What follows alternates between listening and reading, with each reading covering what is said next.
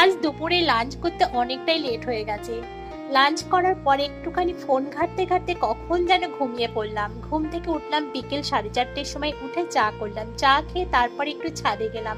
ছাদে গিয়ে দেখলাম আকাশটা এতটাই ভালো লাগছে, তার জন্য একটু ক্যামেরা বন্দি করে নিলাম। তারপর সেটাই তোমাদের সঙ্গে শেয়ার করতে চলে এলাম। আর দেখো, এই যে আমার নারকেল গাছটা, এই নারকেল গাছটা আমার খুব প্রিয়। আর এখানে কিন্তু তোমরা অনেক ভিডিও দেখেছো আমার। তারপর আমার কাঁঠাল গাছটাতে প্রচুর কাঁঠাল হয়েছিল, কাঁঠাল প্রায় শেষের পথে। আর কাঁঠাল পাতাগুলো ভীষণ সুন্দর লাগছিল, তাই দেখলাম যে কোন পাতাটা ভালো।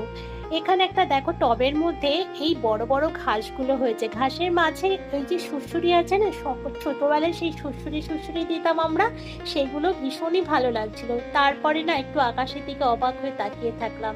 সন্ধে হয়ে গেল, নিচে নেমে এলাম, সন্ধে দিলাম, চিড়ের পোলাও আর চা, সন্ধ্যের খাবার বানিয়ে নিলাম। চলো ফিরছি পরে মিনি ব্লগ নিয়ে।